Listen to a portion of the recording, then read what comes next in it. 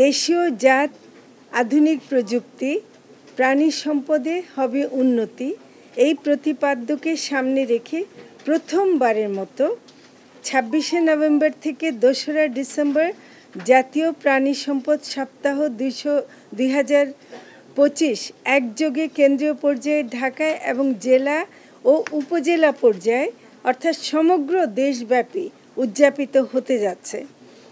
জাতীয় প্রাণী সম্পদ সপ্তাহ আয়োজনের মধ্যে রয়েছে প্রাণী সম্পদ পদক প্রদান, বিভিন্ন ধরনের সচেতনতামূলক কার্যক্রম, র্যালি, আলোচনা, সেমিনার, কর্মশালা এবং প্রদর্শনী। বাংলাদেশের ঐতিহ্য, জীবিকা আর অর্থনৈতিক উন্নয়নের পথে এক অদম্য শক্তির নাম প্রাণী সম্পদ। গবাদি পশু, হাঁস মুরগি পালন গ্রামীণ জীবনের অবিচ্ছেদ্য অংশ, যাদের যত্ন, শ্রম ও মমতায় গড়ে ওঠে লক্ষ মানুষের জীবিকা। মৎস্য প্রাণী সম্পদ মন্ত্রণালয়ের অধীন প্রাণী সম্পদ অধিদপ্তরের উদ্যোগে জাতীয় প্রাণী সম্পদ সপ্তাহ উদযাপনের জন্য বিস্তারিত কর্মসূচি গ্রহণ করা হয়েছে।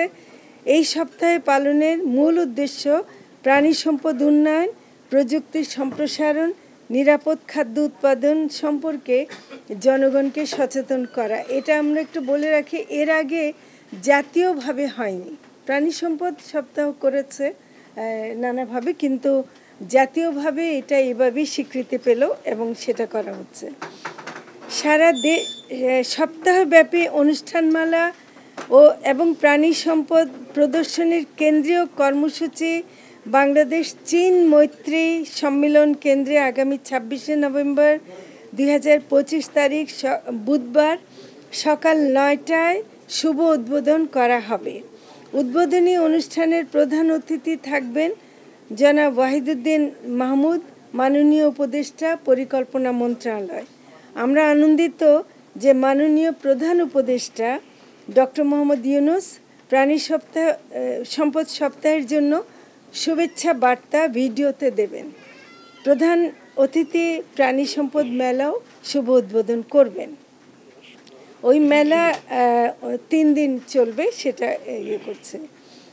জাতীয় প্রাণী সম্পদ ২০২৫ একটি বড় আকর্ষণ হচ্ছে প্রথমবারের মতো 5টি ক্যাটাগরিতে 15টি পদক প্রদান করা হবে। এই ক্যাটাগরিগুলো হচ্ছে: ১. গবাদি পশুর খামারি, যেমন গরু, মহিষ, ভেড়া, ছাগল যারা পালছেন। ২. পোলট্রি খামার। ৩. প্রাণী ও প্রাণীজাত পণ্য উৎপাদন। ৪. প্রাণী সম্পদ উন্নয়ন ও ব্যবস্থাপনায় ব্যক্তি, প্রতিষ্ঠান, অ্যাসোসিয়েশন। এবং ৫ হলো প্রান্তিক এবং নারী এবং অনগ্রসর খামারিরা।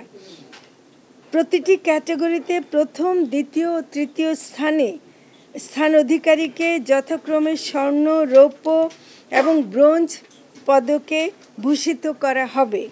এই পদক জাতীয় প্রাণী সম্পদ সপ্তাহের উদ্বোধনী অনুষ্ঠানের প্রধান অতিথি পরিকল্পনা মন্ত্রণালয়ের মাননীয় উপদেষ্টা জনাব ওয়াহিদুদ্দিন মাহমুদ প্রদান করবেন।